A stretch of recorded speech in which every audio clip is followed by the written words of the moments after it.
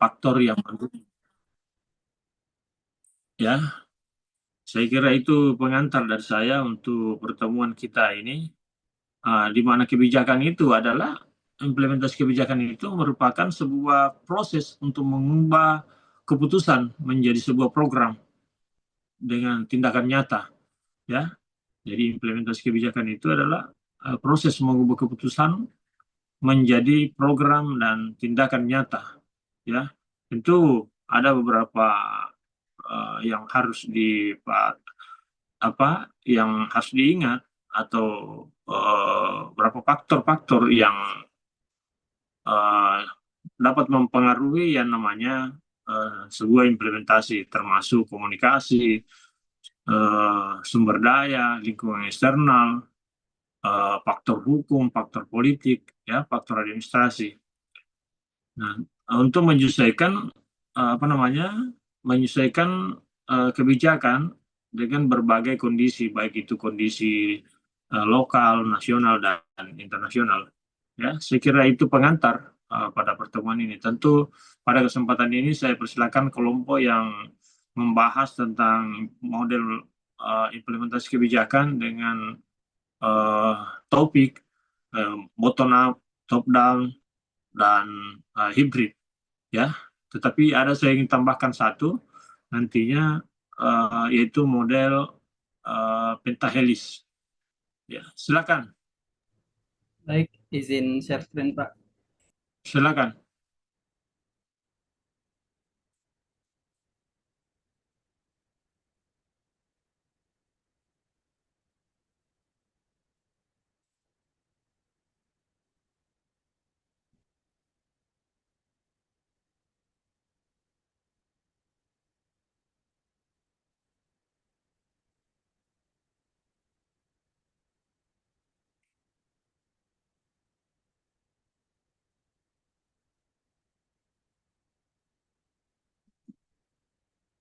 Silakan penyaji.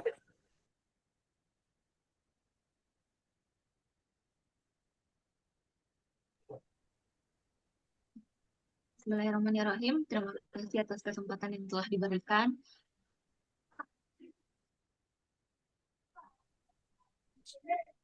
Pada kesempatan kali ini, izinkan saya untuk memaparkan materi mengenai model implementasi kebijakan.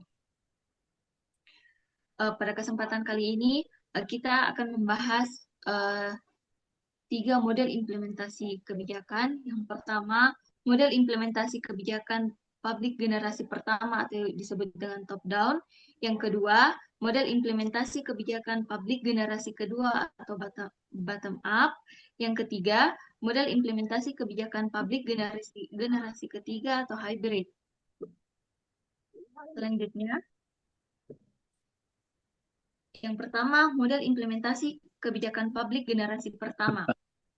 Implementasi kebijakan yang dilakukan tersentralisir dan mulai dari aktor tingkat pusat, dan keputusannya pun diambil dari tingkat pusat, di mana pendekatan top-down bertitik tolak dari perspektif bahwa keputusan-keputusan politik itu atau kebijakan yang telah ditetapkan oleh pembuat kebijakan harus dilaksanakan oleh administrator atau birokrat-birokrat pada level bawahnya. Jadi, inti pendekatan top-down adalah sejauh mana tindakan para pelaksana sesuai dengan prosedur serta tujuan yang telah digariskan oleh para pembuat kebijakan di tingkat pusat. Selanjutnya, model Donald Van Meter dan Karl van Hoort. Model pendekatan ini menjelaskan bahwa proses implementasi merupakan sebuah abstraksi atau performasi dari suatu pelaksana kebijakan yang pada dasarnya secara sengaja dilakukan untuk meraih kinerja implementasi kebijakan publik yang tinggi, yang berlangsung dalam hubungan berbagai variabel. Model ini mengandaikan bahwa implementasi kebijakan berjalan secara linear dari keputusan politik atau kebijakan publik, implementor, dan kinerja kebijakan publik. Selanjutnya, variabel yang mempengaruhi kinerja kebijakan menurut Van Meter dan Van Hoort. Yang pertama, ukuran dan tujuan kebijakan. Yang kedua, sumber daya. Yang ketiga, karakteristik agen pelaksana. Yang keempat, sikap atau kecenderungan para pelaksana. Yang kelima, komunikasi antar organisasi dan aktivitas pelaksana. Yang keenam, lingkungan ekonomi, sosial, dan politik. Selanjutnya, model Edward Tree. Pendekatan yang diteoremakan oleh Edward Tree ini terdapat 4 variabel yang sangat menentukan keberhasilan suatu kebijakan, yaitu komunikasi, yang kedua sumber daya, yang ketiga disposisi, yang keempat struktur birokrasi. Selanjutnya, model yang dikembangkan oleh Masmanian dan Sabatier.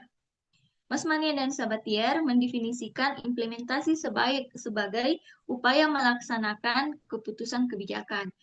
Adapun variabel yang dikembangkan oleh Masmanian dan Sabatier, yang pertama yaitu variabel independen, yang kedua variabel intervening, dan yang ketiga variabel dependen. Selanjutnya, model Grindal. Menurut Grindal, implementasi kebijakan ditentukan oleh isi kebijakan dan konteks implementasinya. Ide dasarnya adalah bahwa setelah kebijakan ditransformasikan, barulah implementasi kebijakan dilakukan. Keberhasilannya ditentukan oleh derajat implementasinya dari kebijakan tersebut. Selanjutnya, model implementasi kebijakan bottom-up. Model implementasi dengan pendekatan bottom-up muncul sebagai kritik terhadap proses pendekatan rasional atau top-down. Menurut Parson, yang benar-benar penting dalam implementasi adalah hubungan antara pembuat kebijakan dengan pelaksana kebijakan. Model bottom-up adalah model yang memandang proses sebagai sebuah negosiasi dan pembentukan konsensus. Model pendekatan bottom-up menekankan pada fakta bahwa implementasi di lapangan memberikan keleluasan dalam penerapan kebijakan. Ahli kebijakan yang lebih memfokuskan model implementasi kebijakan dalam perspektif bottom-up adalah Adam Smith. Menurutnya, implementasi kebijakan dipandang sebagai suatu proses atau alur. Model Smith ini memandang proses implementasi kebijakan dari proses kebijakan dari perspektif perubahan sosial politik, di mana kebijakan yang dibuat oleh pemerintah bertujuan untuk mengadakan perbaikan atau perubahan dalam masyarakat sebagai kelompok sasaran. Adapun variabel yang mempengaruhi kebijakan menurut Adam Smith, yang pertama, idealis polisi, yang kedua, target group, yang ketiga, implementing organization, yang keempat, environmental factor. Selanjutnya, model implementasi generasi ketiga atau hybrid. Pada generasi ketiga dikenal dengan hybrid theories yang dikembangkan oleh Gogin, Ripley, dan Franklin. Hybrid theories muncul karena adanya kegelisahan dengan pendekatan kedua pendekatan sebelumnya. Maka dari itu, pada generasi ini mencoba untuk mengatasi kelemahan pada generasi sebelumnya dengan memfokuskan perhatian pada argumen empiris tentang konseptualisasi yang tepat mengenai jalannya implementasi dan secara pragmatis mengelola argumen ekstrim menjadi model yang mengakui kemudi pusat dan otonomi daerah. Selanjutnya, konsep atau variabel kesuksesan implementasi kebijakan menurut Randall, Ripley, and Grace Franklin. Yang pertama, tingkat kepatuhan pada ketentuan yang berlaku. Yang kedua, lancarnya pelaksanaan rutinitas fungsi. Yang ketiga, terwujudnya kinerja dan dampak yang dikehendaki. Model selanjutnya yaitu communication model oleh Malcolm Gogin dan Bowman dan James Lester. Gogin dan kawan-kawan bertujuan untuk mengembangkan sebuah model implementasi kebijakan yang lebih ilmiah dengan mengedepankan pendekatan metode penelitian dengan adanya variabel independen, intervening, dan dependen dan meletakkan komunikasi sebagai penggerak dalam implementasi kebijakan. Variabel-variabel yang mempengaruhi tujuan formal pada keseluruhan implementasi. Yang pertama, bentuk dan isi kebijakan, termasuk di dalamnya kemampuan untuk menstruktur proses implementasi. Yang kedua, kemampuan organisasi dengan segala sumber daya berupa dana maupun insentif lainnya yang akan mendukung implementasi secara efektif. Selanjutnya, pengaruh lingkungan dari masyarakat dapat berupa karakteristik, motivasi, kecenderungan hubungan antara warga masyarakat, termasuk pola komunikasinya. Ya, itu saja yang bisa saya paparkan. Saya kembalikan ke moderator.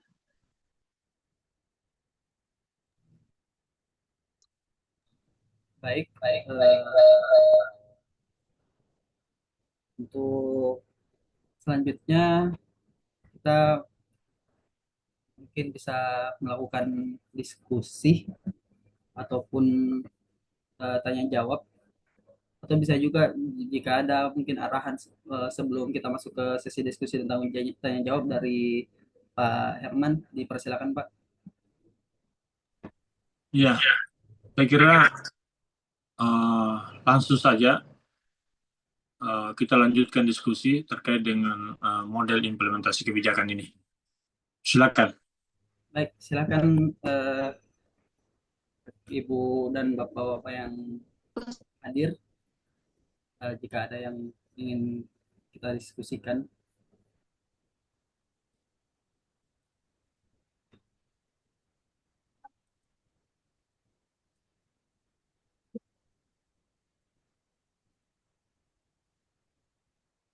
Mungkin dari Pak Kurniawan atau Pak Faisal ada yang ingin disampaikan.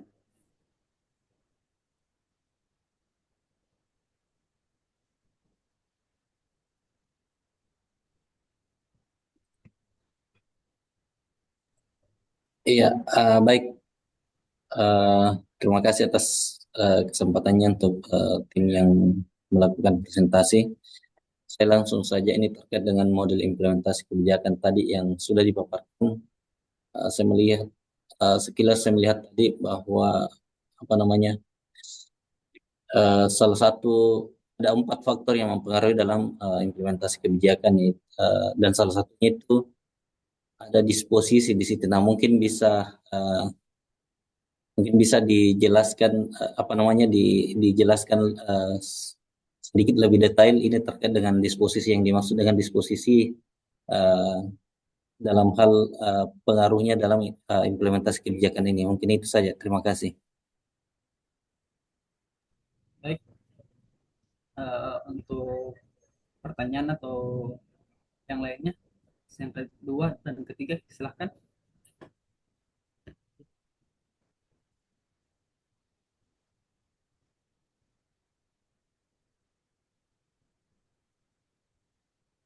Dari Ibu Reza Asriani mungkin, atau Ibu Karmila, jika ada yang mau didiskusikan.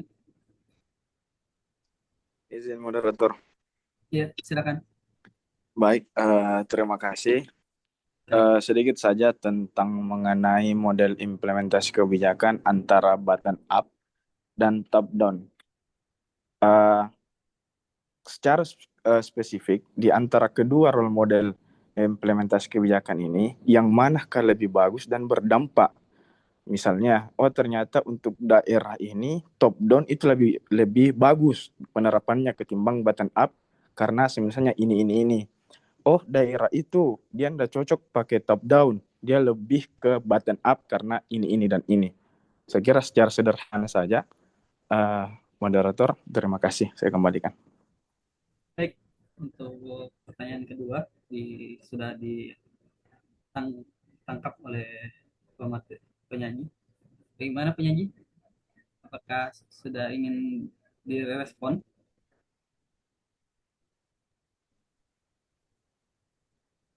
Ya, saya sedikit menjawab. Yang pertama,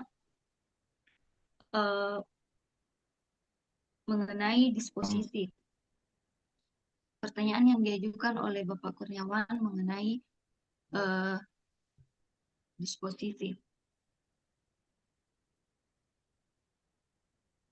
Disposisi pada dasarnya berkaitan dengan bagaimana sikap implementer dalam mendukung suatu implementasi kebijakan. Seringkali para implementer bersedia untuk mengambil inisiatif dalam rangka mencapai kebijakan, tergantung dengan sejauh mana wewenang yang dimilikinya. Kemudian, disposisi atau sikap para pelaksana kebijakan mencerminkan sejauh mana mereka memahami, mendukung, atau bahkan menolak suatu kebijakan. Faktor ini berpengaruh secara langsung terhadap efektivitas implementasi kebijakan. Mungkin itu jawaban atas pertanyaan nomor pertama oleh Pak Kurniawan. Saya kembalikan ke Baik, terima kasih untuk respon dari penyaji. Oke, kami kembalikan ke yang bertanya, Pak Kurniawan. Silakan jika ada yang ingin direspon, Pak. Iya, saya kira sudah cukup untuk pertanyaan saya. Bisa dilanjut saja, Pak Moderator.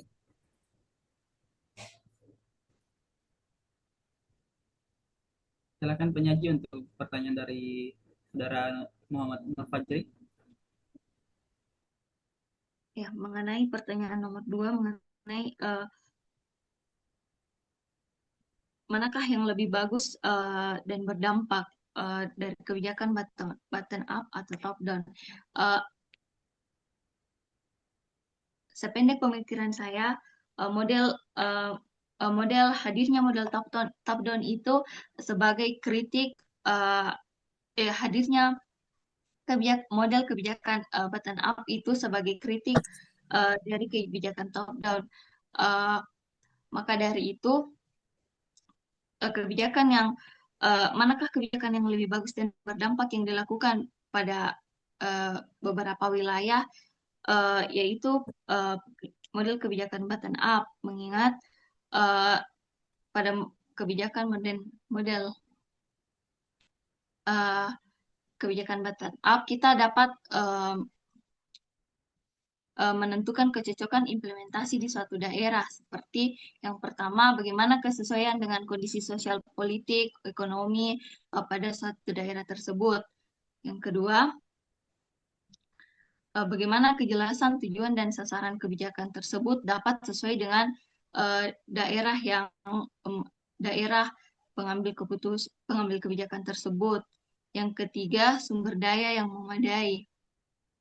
Yang keempat, bagaimana koordinasi dan komitmen dari pemangku kebijakan. Yang kelima, bagaimana fleksibilitas dan adaptasi suatu kebijakan yang dimana harus memiliki ruang untuk disesuaikan dengan kondisi lokal tanpa menghilangkan esensi tujuannya. Yang selanjutnya, bagaimana pengawasan dan evaluasi suatu kebijakan tersebut. Mungkin itu saja yang sedikit jawaban dari saya. Mungkin ada tanggapan ataupun tambahan dari teman-teman. Mungkin sedikit menambahkan dari penyaji. Yang kita tahu kan bottom up itu bahasa mudahnya masyarakat dilibatkan dalam pengambilan keputusan. Berarti pembangunan ini berbasis komunitas masyarakat yang ada. Sementara top down sendiri dari pemerintah yang dalam skala besar. Hal ini mungkin bisa kita lihat dalam infrastruktur ya di negara kita atau di setiap daerah. Jadi kalau kita lihat contoh, mungkin kalau contohnya top down itu seperti pengadaan transportasi massal, mau tuh busway, MRT, seperti di Jakarta, itu berarti kan dari pemerintah langsung yang mengadakan. Terus juga kalau dari bottom up eh, sebelumnya sering dibahas tentang musrembang atau musyawarah perencanaan pembangunan. Itu berarti masyarakat yang dilibatkan. Adapun kalau kita bicarakan yang mana yang lebih baik, semuanya punya eh, ininya ya, sisi negatif dan bukan negatif sih, lebih ke sisi yang kurang kurang dalam implementasinya. Sehingga ada yang namanya tadi yang ketiga yaitu hybrid, berarti perpaduan. Ya berarti yang dicari adalah bagaimana komunitas masyarakat yang ada sama-sama bekerja sama ataupun sangat dilibatkan dengan skala besar, penentuan kebijakan skala besar. Mungkin itu sedikit tambahan dari saya. Selanjutnya saya kembalikan kepada penanya, Nur Fajri, silakan. Iya, saya kira luar biasa apa yang disampaikan oleh pemateri dan moderator. Luar biasa bintang 5. Terima kasih, saya kembalikan. Baik, tadi ada saudari Nur Anisha mengangkat tangan, silahkan. Baik, terima kasih atas kesempatannya, moderator.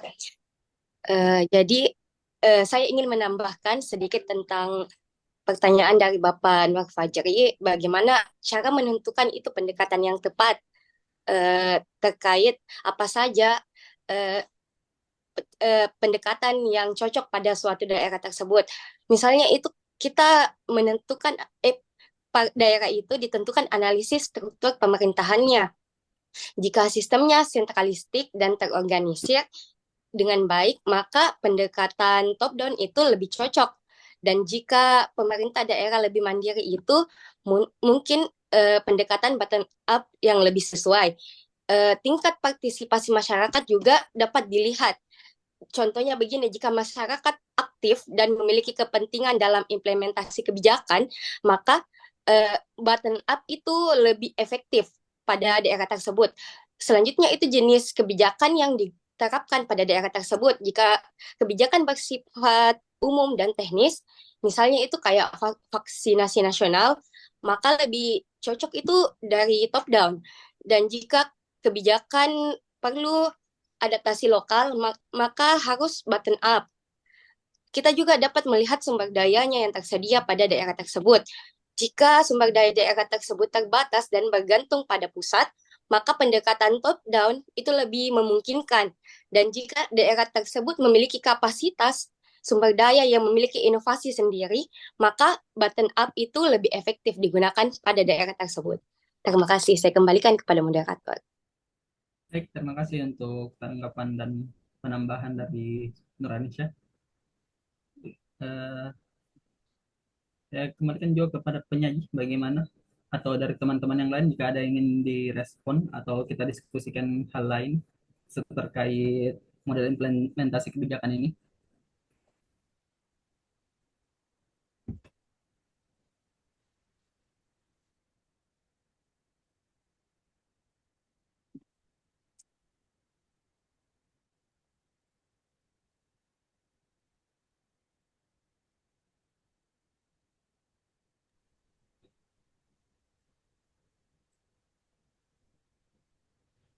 Atau Pak Herman, jika ada tanggapan Pak atau bagaimana? Sudah tidak adakah yang bertanya? Mungkin butuh ini Pak, butuh disegarkan dulu materinya oleh dosen pengampu biar ada pemantik Pak. Ya, baik.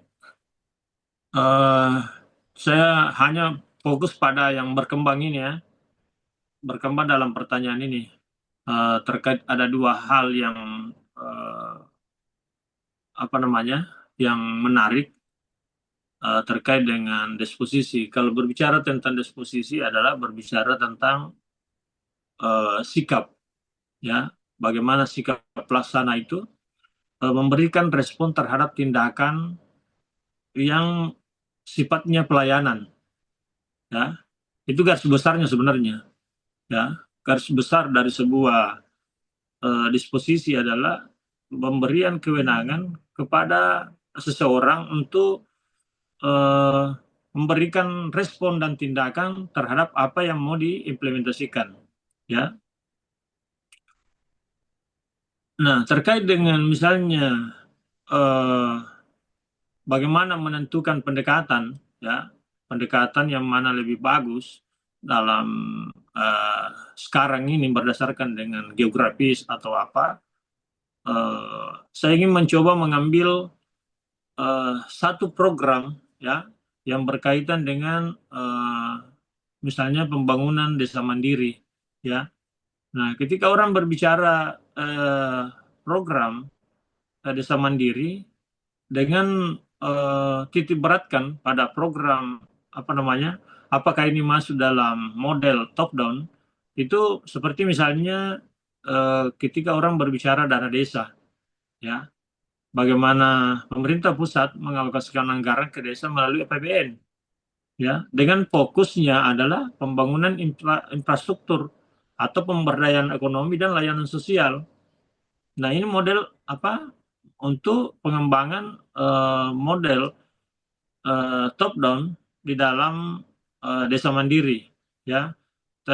Tentu di sini ada keunggulan, ya. Keunggulannya adalah ketersediaannya anggaran yang besar dengan kebijakan nasional yang seragam, ya. Tetapi kelemahannya di sini saya melihat untuk dana desa, ya, untuk program dana desa yang berbasis top down itu kurang fleksibel terhadap kebutuhan spesifik desa seperti potensi birokrasi yang kaku, ya. Nah, dikaitkan dengan program misalnya desa digital, ya, tentu ini bagian dari inisiatif dari kementerian, ya, pusat dan informatika untuk mengembangkan akses internet di desa. Nah, persoalannya apakah program desa digital sekarang sudah kita nikmati, ya. Nah, itu, tetapi memang ini memang perlu sebuah apa namanya, perlu sebuah pelatihan, ya, pelatihan untuk kesiapan sumber daya yang ada di desa. Nah, itu yang menjadi salah satu tantangan terkait dengan apa namanya, program desa digital. Tetapi kalau orang berbicara bagaimana strategi optimalisasinya, pendekatan top down adalah tentu ini adalah sebuah desentralisasi kebijakan, ya, yang akan memberikan kewenangan lebih besar kepada pemerintah desa untuk mengelola program. Itu strategi optimalisasinya. Bagaimana evaluasi berbasis data tentu membutuhkan menggunakan teknologi yang memang dalam efektivitasnya sebuah program, ya. Tetapi ini tidak mungkin hanya dilakukan oleh desa saja, tetapi membutuhkan kolaborasi dari sektor swasta untuk memanfaatkan dana dalam mendukung pembangunan desa. Nah, terkait dengan bottom up misalnya, seperti misalnya BUMDes, ya, BUMDes adalah masyarakat itu membangun usaha berbasis potensi desa, seperti misalnya pertanian, perikanan, dan desa wisata, ya. Desa wisata, ya, seperti yang kita, kalau Anda pernah ke apa namanya, Anda pernah ke Pindrang, ya, ada namanya Desa Amani. Di situ adalah salah satu program bottom up, ya, yang dikelola oleh masyarakat, bagaimana mengembangkan desa wisata, ya, di daerah pesisir. Nah, dengan melakukan berbagai cara dalam hal peningkatan ekonomi desa yang secara berkelanjutan, yaitu melalui menyediakan fasilitas sarana terkait dengan acara rekreasi di pantai, apa namanya, terus dengan usaha-usaha kuliner yang dibangun oleh masyarakat pesisir, sehingga ini merupakan salah satu program yang dikaitkan dengan bottom up. Terus, tetapi dia juga punya kelemahan, ya. Kelemahannya dalam hal ini adalah tantangan dan dalam manajemen dan persaingan pasar. Apakah mampu bertahan, ya, mampu bertahan Bundes ini, ya. Tetapi ini adalah sebuah apa namanya, sebuah program, ya, program yang bisa menambah kesejahteraan, ya. Walaupun misalnya sekarang ini masih banyak sebenarnya program itu yang belum maksimal dalam pengolahan dananya, ya. Ada namanya gerakan swadaya masyarakat, ya, program swadaya masyarakat yang diinisiasi itu adalah pembangunan seperti misalnya gotong royong, ya. Ini merupakan sebuah program yang efisiensi biaya, ya, untuk meningkatkan rasa bagaimana warga itu masih memiliki rasa memilikinya terhadap desa itu, ya, terhadap pembangunan desa. Tetapi kalau saya melihat ini, apakah pertanyaannya yang mendasar adalah apakah masyarakat kita masih menggerakkan kegiatan yang namanya gotong royong, ya.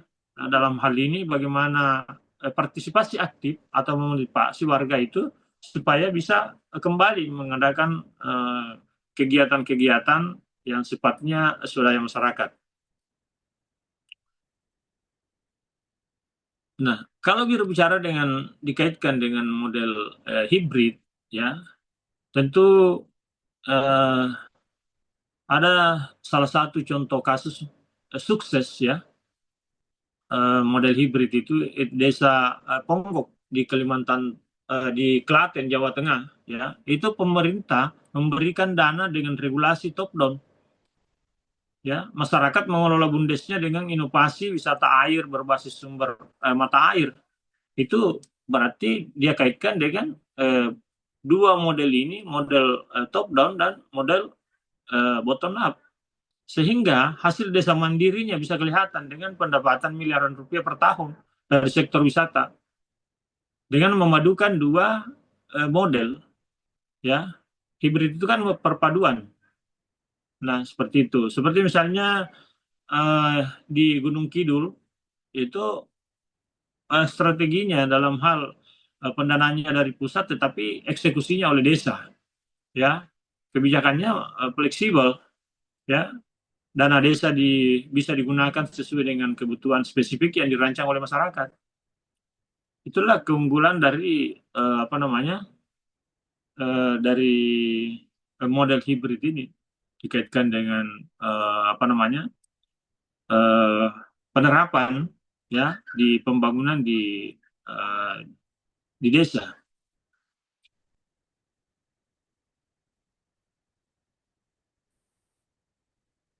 Saya kira itu yang bisa saya berikan pandangan terkait dengan pendekatan top down, pentingnya untuk sebuah regulasi dan pendanaan dan infrastruktur.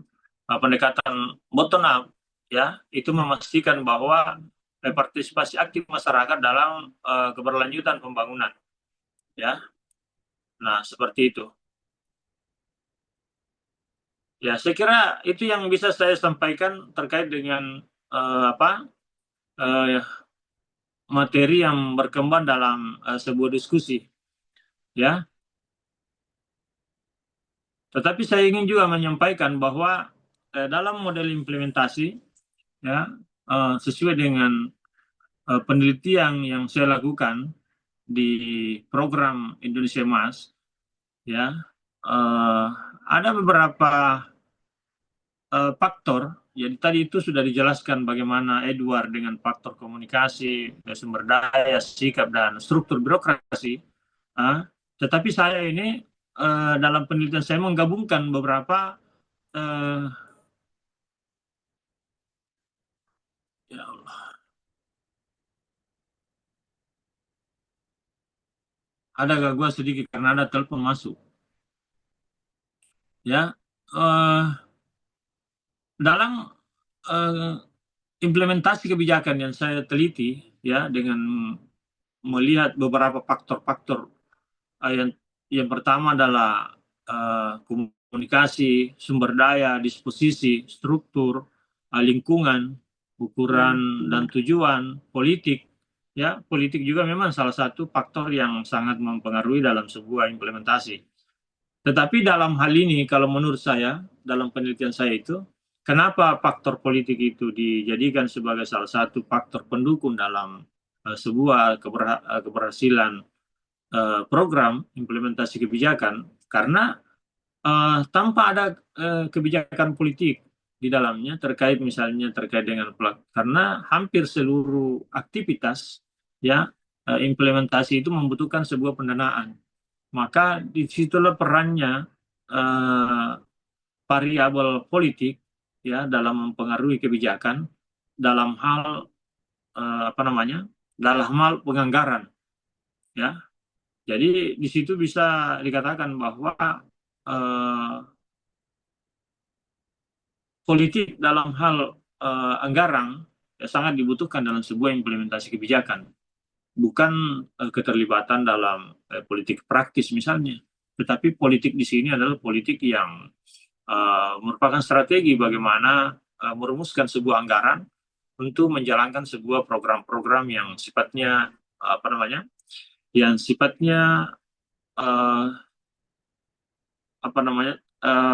waktu ya, bersifat jangka waktu tertentu ya, jangka waktu tertentu untuk melaksanakan sebuah program. Karena tanpa ada dana, seperti misalnya sekarang ini, bagaimana pemerintah mengimplementasikan program makan gratis ketika tidak diikuti dengan anggaran, maka sekarang ini adalah yang dilakukan bagaimana penetapan anggaran di setiap instansi itu berkat kebijakan politik yang harus hadir di situ. Nah, dengan konsep yang dibangun adalah konsep efisiensi anggaran. Nah, seperti misalnya andaikan kemarin itu tidak terkena kita dengan yang namanya efisiensi, ya tentu teman-teman saya sudah merumuskan itu bagaimana supaya kehadiran teman-teman itu kita harus hargai. Tetapi karena adanya efisiensi ya kita maklumi. Nah, seperti itu. Makanya kebijakan politik dalam konteks ini yang saya maksud adalah kebijakan terkait dengan penggunaan anggaran di setiap tingkatan. Makanya politik itu sangat penting dalam hal pelaksanaan sebuah kebijakan. Karena tanpa ada dukungan politik itu juga susah untuk dilaksanakan. Ya.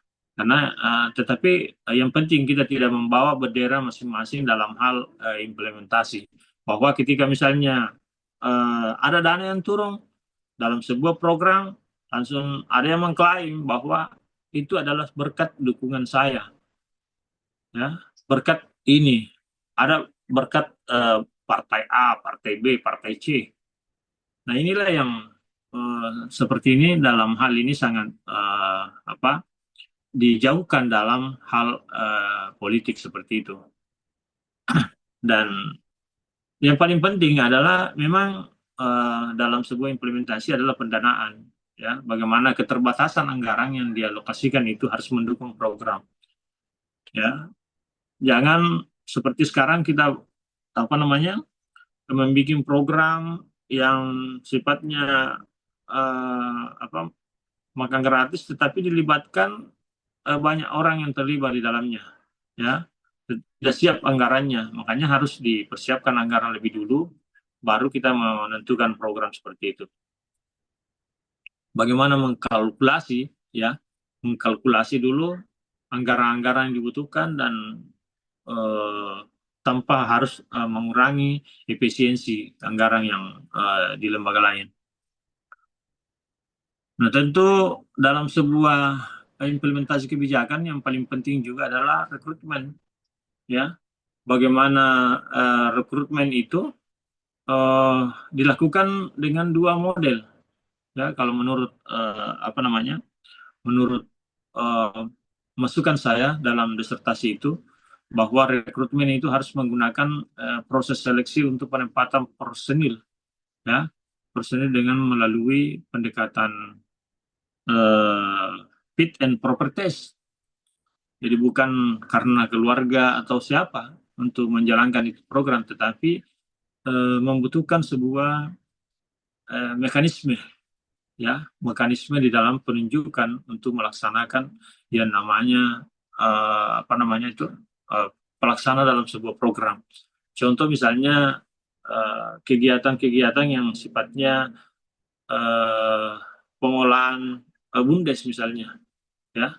Program itu tentu karena dia keluarga dengan Pak Desa atau apa, dialah yang melaksanakan itu program, ya, seperti itu. Ya banyak. Jadi ada 9 variabel implementasi yang saya kemukakan itu terkait dengan implementasi program, ya. Kalau Edward kan 4, ya, Mas Manian, Sabatier, itu tokoh-tokoh semua yang merumuskan beberapa model. Saya ingin mengambil kesimpulan dalam pertemuan hari ini bahwa dikaitkan dengan model top down dan contoh kasusnya serta keunggulan dan kelemahannya dalam tingkat nasional, ya. Seperti misalnya contoh kasus dalam model implementasi top down itu keunggulannya adalah kendali penuh pemerintah, ya, efektif untuk kebijakan skala besar dan aksesnya universal sekarang ini kalau kita melihat BPJS. Tetapi kelemahannya BPJS, karena saya salah satu pengguna BPJS ini sudah 4 tahun, mulai tahun 2021 sampai sekarang, kurangnya fleksibel, ya, kurang fleksibel. Karena seperti misalnya kita harus memperbaharui ketika sudah sampai 3 bulan, ya, 3 bulan kita harus mengambil rujukan lagi kembali, dan itu mengambil rujukan antrinya bukan main, ya, selalu kita antri, tidak pernah. Tetapi ya itulah kurang fleksibelnya. Mestinya ketika misalnya 1 kali berobat, seperti apa yang disampaikan oleh beberapa toko yang bahwa jangan keluarkan, ya, jangan keluarkan masyarakat ketika masih sakit. Nah, seperti itu. Ada mengatakan bahwa defisit anggaran, birokrasinya rumit. Itu salah satu kelemahan karena birokrasinya memang rumit kalau menurut saya. Sekarang bagaimana kita diarahkan untuk menggunakan mobile JKN, ya? Apakah itu karena memang itu juga rumit bagi masyarakat yang belum paham tentang teknologi digital. Saya saja masih apa namanya masih mengalami kendala untuk ada Hisam, ya, yang bisa membantu itu di BPJS. Tolong bantu dulu, cekkan dulu bagaimana cara pendaftaran di sini karena mengalami kendala karena birokrasinya rumit gitu. Kita sudah misalnya di Paskes, ya, sudah antri di sana, sudah ada, tetapi kita harus mendaftar ulang lagi kembali dan harus melapor lagi. Nah, seperti itu. Kalau dia menggunakan sistem kan 1 kali laporan saja. Nah, tentu itu yang menjadi kenapa dikatakan bahwa kelemahannya BPJS itu adalah rumit, ya. Nah, kita beralih ke model bottom up terkait dengan contoh kasusnya adalah dana desa. Keunggulannya adalah fleksibel kalau menurut saya, partisipasi masyarakatnya tinggi. Kita lihat, ya, membangun jalan itu dengan gotong royong, ya, seperti ada saya punya penelitian di desa Padakalawa, ya, salah satu desa yang menggunakan dana desa di Kabupaten Pindrang, ya, itu, dan melibatkan masyarakat di situ dalam apa namanya dalam pembangunan jalan, ya, terus pemberdayaan ekonomi lokal, ya, ini sudah berjalan. Tetapi kelemahannya adalah pengawasannya lemah. Kenapa banyak kepala desa yang menjadi tanda tanya, ya, masih dipegang oleh pemerintah pusat terkait dengan dana desa. Apalagi kemarin isunya yang berkembang adalah hampir seluruh kepala desa berada kepada bersama dengan kepemimpinan, ya. Terus kapasitas sumber dayanya beragam, ya. Tentu ketimpangan antar desa itu juga menjadi salah satu kelemahan. Itu ada pertanyaan tadi, bagaimana menentukan bahwa ini yang cocok pendekatan bottom up dengan top down terkait dengan desa itu sendiri, ya. Terus model hibrid, ya. Ada program Kotaku, ya, yang keunggulannya di sini adalah mengurangi beban dari pusat, ya, responsif terhadap daerah dan lebih efektif. Itu keunggulan dari hibrid. Tetapi kelemahannya adalah dia memiliki koordinasi yang sangat kompleks. Dia harus daerah, dia harus pusat, ya. Perbedaan interpretasi kebijakannya juga kadang menjadi sebuah pertanyaan. Apakah ini kebijakannya daerah atau kewenangannya pusat? Ya, atau itu kewenangan itu yang mungkin menjadi sebuah perbedaan, ya. Dan tantangannya adalah tentu pendanaan. Siapa yang harus bertanggung jawab atas pendanaan itu?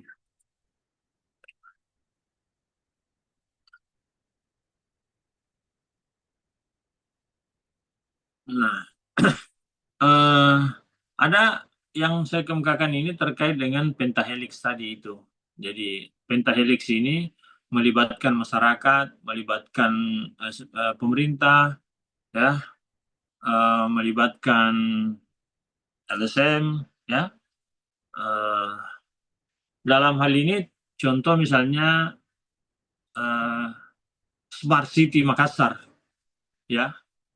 Tentu keunggulannya di sini terkait dengan model pentahelix itu ada inovasi di situ, ya. Ada inovasi, ada partisipasi multi pihak.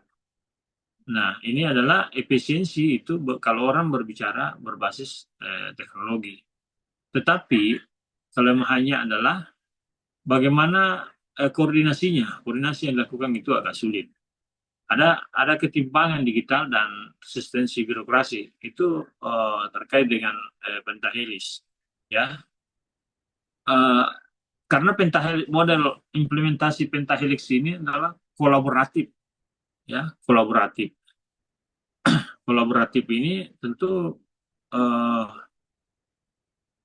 melibatkan berbagai macam unsur di dalamnya. Ada akademisi, masyarakat, pemerintah, dan LSM, ya.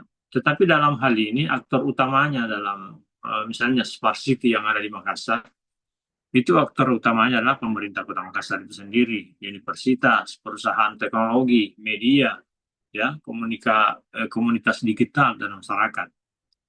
Nah, ini adalah merupakan salah satu model, ya, model implementasi, dan ya hampir kota-kota besar sudah menggunakan ini yang namanya pentahelix. Saya kira itu pandangan saya terkait dengan model implementasi, dan penyaji juga sudah menjelaskan tadi secara gamblang bagaimana model-model implementasi. Tinggal model-model implementasi itu, ya, yang harus dirumuskan sedikit. Apakah yang mana masuk dalam model implementasi top down? Seperti misalnya kalau orang berbicara model implementasinya top down itu terkait dengan pakar yang dikemukakan, seperti misalnya parameter masuk dalam kajian top down, ya. Parameter dan Panhor itu apalagi Sabatier dan Masmanian Edward III itu masuk dalam top model atau model top down, ya. Nah, di sini kalau yang masuk dalam contoh misalnya model implementasi bottom up ada Mikhail Lipsky atau Elmore, ya. Tetapi di model hibrid itu termasuk Matlan, ya, tokonya. Nah, itu misalnya tinggal membagi seperti itu. Yang mana model, yang mana masuk top down, yang mana masuk bottom up, yang mana masuk hybrid, yang mana masuk pentahelix, ya seperti misalnya Quad Witch, ya itu tokonya yang pentahelix. Tinggal ini yang mungkin bisa digambarkan sedikit dalam makalahnya kelompok ini, ya. Saya kira itu. Demikian saya kembalikan kepada moderator sekaligus menutup perkuliahan kita hari ini. Silakan.